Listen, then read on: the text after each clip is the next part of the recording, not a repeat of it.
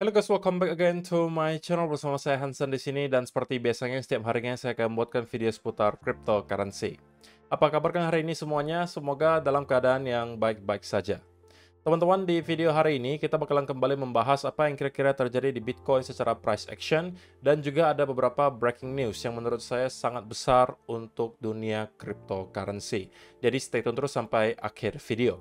Nah, sekarang kita bakal mulai dari CoinMarketCap terlebih dahulu. Per hari ini secara global market cap crypto berada di angka 2,56 triliun dolar atau naik sekitar 0,25%. Nah, di top 10 coin sendiri, kita juga melihat keadaannya sebenarnya dominan berwarna hijau, kenaikannya ranging antara 0, sekian persen hingga kurang lebih 5%. Dan menjadi top performer hari ini adalah Dogecoin dengan kenaikan 5,69% menuju 0,1732 dolar. So, itu adalah outlook sementara dari beberapa top coin yang ada. Sekarang kita langsung saja masuk ke beberapa data dan berita terbaru hari ini. Yang pertama, teman-teman, kalau kalian masuk ke Twitter dan mencari topik cryptocurrency, terutama di seluruh dunia, kalian pasti akan menemukan video yang satu ini beredar di mana-mana. Donald Trump, yang tentunya tahun ini akan bersaing untuk memenangkan Pilpres di Amerika Serikat. Sekarang sepertinya menjadikan cryptocurrency sebagai salah satu senjatanya untuk dapat menarik simpati dari para investor cryptocurrency di sana. Apa yang dia sampaikan? Ini statementnya. I will ensure that the future of crypto and Bitcoin will be made in the USA. I will support the right to self-custody to the nation's 50 million crypto holders. Bayangkan teman-teman, bahkan sekarang saja untuk kampanye, Presiden menggunakan topik cryptocurrency untuk memenangkan hati masyarakatnya. Dan masih ada orang-orang yang mengatakan bahwa cryptocurrency atau Bitcoin itu adalah scam dan bakalan ke nol. Saya bingung gitu. Bagaimana caranya bisa ketemu kesimpulan itu? Tapi regardless teman-teman, ini adalah tentunya sebuah sejarah baru. Sebuah berita yang sangat positif. Bahwa jika benar Donald Trump yang menang, kita bisa expect bahwa United States atau Amerika Serikat akan pro terhadap cryptocurrency. Walaupun tentunya pasti akan datang regulasi yang lebih ketat, tapi setidaknya kita tahu bahwa jika Donald Trump yang menang, maka kita tidak akan terlalu dipersulit seperti yang kita lihat sekarang. Dan dia mengatakan dia akan mempertahankan hak masyarakatnya untuk melakukan self-custody. So, teman-teman, menurut kalian bagaimana? Apakah Donald Trump akan berhasil memenangkan Pilpres tahun ini dan kemudian tentunya bisa menciptakan katalis ya untuk sentimen di cryptocurrency menjadi super bullish, teman-teman. Terutama untuk Bitcoin. So, semoga ya kita doakan saja Donald Trump yang menang, terutama untuk para cryptocurrency investor. Karena kalau misalnya United States, salah satu ekonomi di dunia juga sudah sangat pro terhadap cryptocurrency, maka itu tentunya akan menjadi sebuah berita yang sangat baik, gitu ya. Nah, kemudian yang kedua teman-teman, karena kita sudah berada di hari Minggu lagi, kita pengen cek untuk 7 hari ke depan kira-kira ada event dan data ekonomi penting apa yang perlu kita waspadai. Dan untuk minggu depan, saya rasa awal minggu itu kita awali dengan beberapa yang medium impact yang menurut saya tidak akan menghasilkan volatility, teman-teman. Yaitu adalah speech dari beberapa anggota Fed, kemudian diikuti tanggal 30 Mei, sama juga ada beberapa anggota Fed yang bakalan memberikan speech. Diikuti akan ada data GDP. Nah, ini mulai penting itu di tanggal 30 Mei, teman-teman, yaitu adalah hari Kamis. Hari Kamis, kita akan mendapatkan data GDP growth, diikuti continuing jobless claim, initial jobless claim, GDP price index, dan lain seterusnya yang menurut saya sudah akan start menciptakan volatility. Tetapi, highlight utama untuk minggu depan itu baru ada di Jumat nanti, teman-teman. Karena pada hari Jumat nanti, kita akan mendapatkan data core PCE price index dan juga PCE price index year on year. Intinya, ini merupakan salah satu data untuk mengukur tingkat inflasi di Amerika Serikat. So, di awal minggu kita mungkin bisa melihat minggu yang cukup hari-hari yang cukup membosankan, Senin sampai Rabu kemungkinan. Baru Kamis dan juga Jumat kita bisa expect volatility-nya atau volume-nya akan start untuk meningkat. Dan apabila kita melihat core PC dan juga PC price index ini kembali juga mengalami penurunan, sama seperti yang kita lihat di data CPI kemarin, maka itu tentunya akan menjadi sebuah berita yang baik untuk market. Terlebih lagi apabila kita melihat core PC ini menurunnya lebih drastis daripada ekspektasi. Nah, untuk sementara teman-teman, kita belum dapatkan forecast-nya. Kita baru bisa tahu data sebelumnya di 2,8 dan juga 2,7. Kita nggak tahu forecast-nya apakah mengalami kenaikan atau penurunan. Tapi intinya, kalau kedua data ini menunjukkan penurunan yang signifikan apalagi, itu akan menghasilkan rally menurut saya untuk stock market Amerika Serikat, untuk gold, dan juga untuk Bitcoin dan juga cryptocurrency. Dan itu akan menjadi berita bearish untuk dolar index, menurut saya pribadi. Jadi, bersiap-siap kalau misalnya teman-teman yang mau tontonan menarik, hari Kamis dan juga Jumat kemungkinan akan ada volatility. Nah, kalau untuk Kamis, rilis data GDP-nya di pukul 19.30 waktu Indonesia Barat. Untuk hari Jumatnya juga sama, 19.30 waktu Indonesia Barat. Nah, berikutnya teman-teman, kalau kita bicara spesifik soal spot Bitcoin ETF, maka kita sekarang bisa melihat bahwa 28 spot Bitcoin ETF di seluruh dunia sekarang telah berhasil melakukan akumulasi sebesar 68 miliar dolar dalam bentuk Bitcoin. 68 miliar dolar. Atau kurang lebih 991.356 Bitcoin. Dan tidak mengherankan, dominannya itu datangnya dari Amerika Serikat, teman-teman. Yang memakan kurang lebih setengahnya lah. Kalau kita lihat sekarang, itu kurang lebih totalnya 855.000 Bitcoin bahkan. Kalau dikeluarkan GBTC-nya menjadi 566.000. Jadi bukan setengah, bahkan ini dominan itu dari US. Maka sekali lagi, jika memang Donald Trump menang, dan orang-orang sudah tahu ya bahwa Donald Trump itu pro terhadap cryptocurrency, itu juga bisa menjadi salah satu katalis yang memperpanjang napas bull market kita kali ini. Yang juga mendukung tesis tentunya seputaran super cycle. Nah, teman-teman perlu kalian ketahui bahwa tesis super cycle ini bukan baru muncul cycle kali ini. Cycle sebelumnya, bahkan 2 cycle sebelumnya juga sudah pernah diomongkan sebenarnya bahwa akan ada super cycle, dan super cycle. Tapi 2 kali sebelumnya itu gagal dan tidak terbukti. Nah, kita nggak tahu nih apakah kali ini benar-benar akan terjadi super cycle, karena memang ada sesuatu yang berbeda, itu fakta teman-teman. Faktanya adalah di cycle kali ini kita mendapatkan uang dari institusi yang sangat besar masuk melalui spot Bitcoin ETF, itu tidak ada sebelumnya. Kita juga belum pernah melihat ada presiden Amerika Serikat atau calon presiden Amerika Serikat yang melakukan kampanye dan terang-terangan pro terhadap cryptocurrency dan self-custody. Kita juga belum pernah melihat tingkat adopsi sebanyak sekarang, teman-teman. Jadi itu adalah ketiga hal yang berubah cycle ini dan berbeda dibandingkan cycle sebelumnya. Itu adalah fakta. Nah, tapi kita memang nggak bisa mengatakan bahwa itu berarti garansi bahwa kali ini akan ada super cycle. Tapi kalau dikatakan cycle kali ini bisa jadi berbeda karena ketiga hal tersebut, ya memang ada chance, teman-teman. Tapi kita nggak boleh bergantung kepada hal itu. Kita nggak boleh bergantung kepada harapan gitu ya.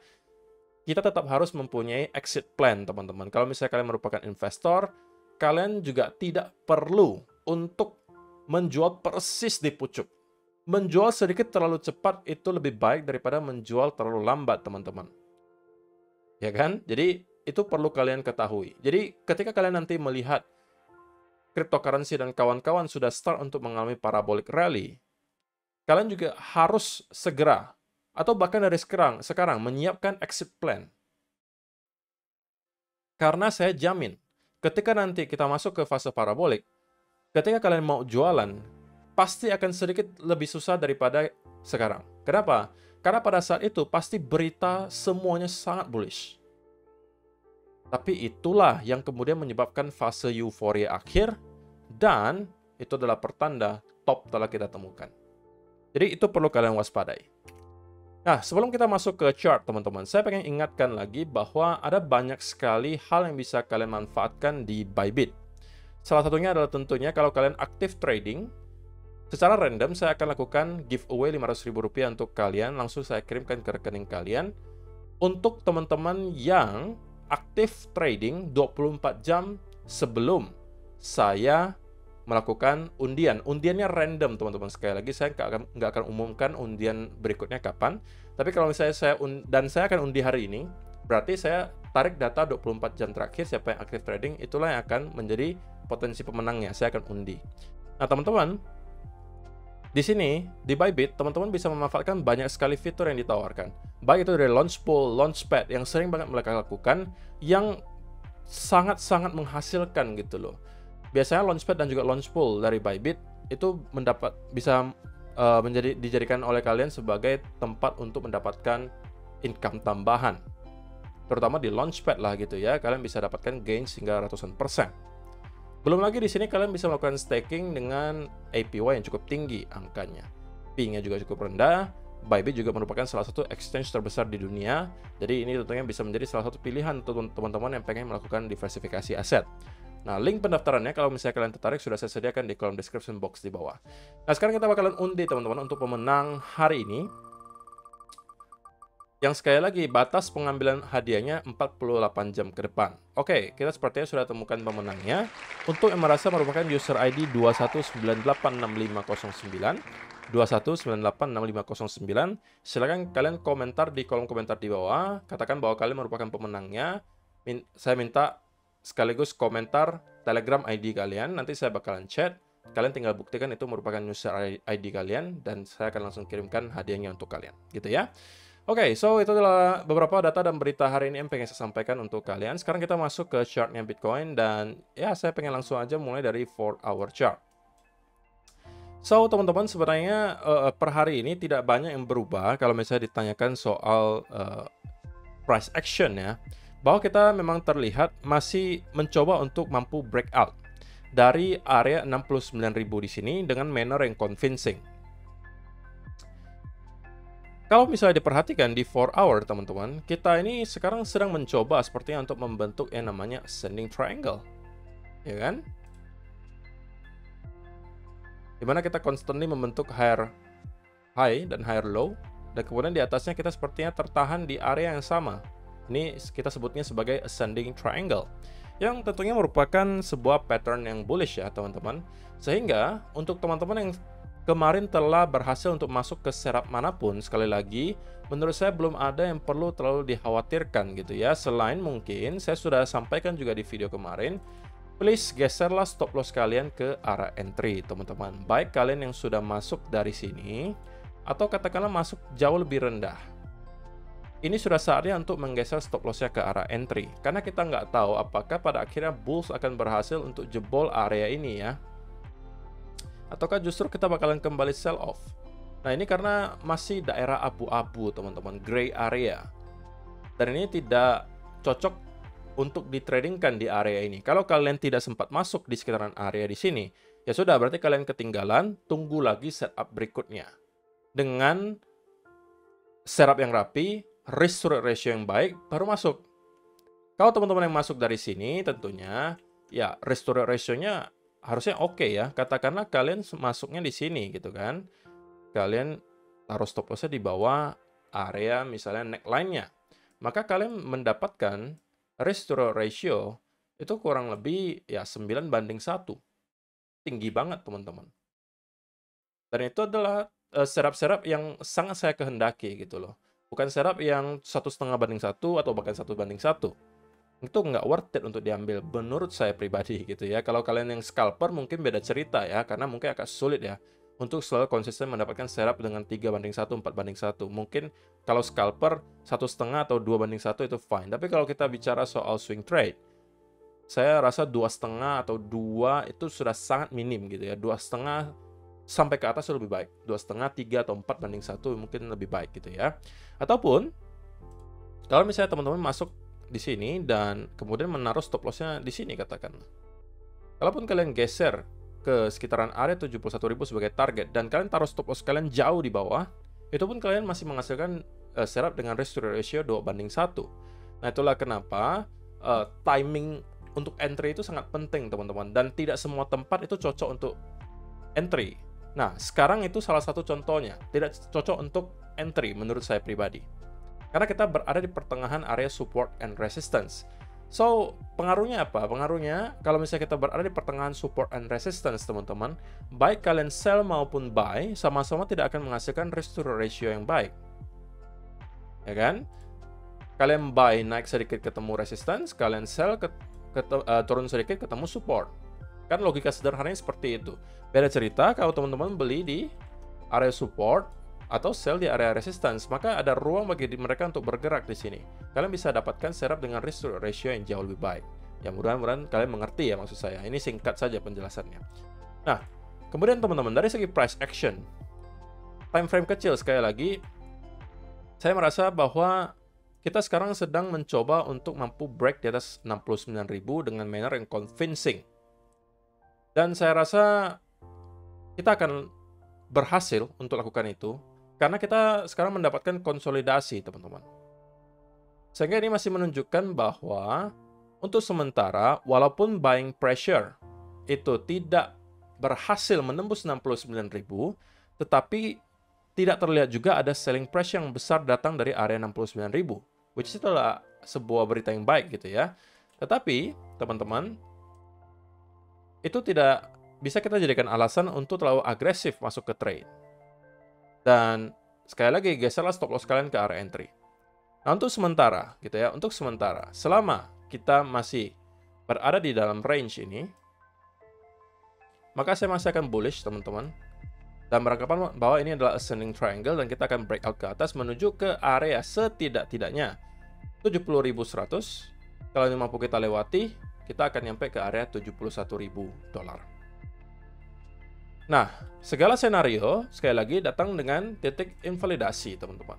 Nah, titik invalidasi dari senario bullish kita menuju ke area 71.000, menurut saya adalah jika di time frame 15 menit, teman-teman, kita kemudian mendapatkan ada sell off yang kemudian breakdown di bawah area 68.200 di sini, kemudian start untuk mendapatkan semacam konsolidasi, maka itu bisa menginvalidasi senario bullish kita, dan kita kemungkinan akan start untuk kembali nge-retest ke setidaknya area 67.000, yang kalau mampu kita break tentunya itu bukan berita baik ya, karena kita bisa mendapatkan sell off yang cukup dalam, kemungkinan kembali menuju ke sekitaran area 62 atau bahkan 60.000 dolar.